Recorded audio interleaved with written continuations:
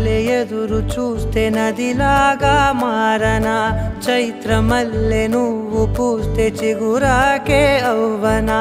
నన్నే వరించే యువరాజును అంట నీ యువరాణి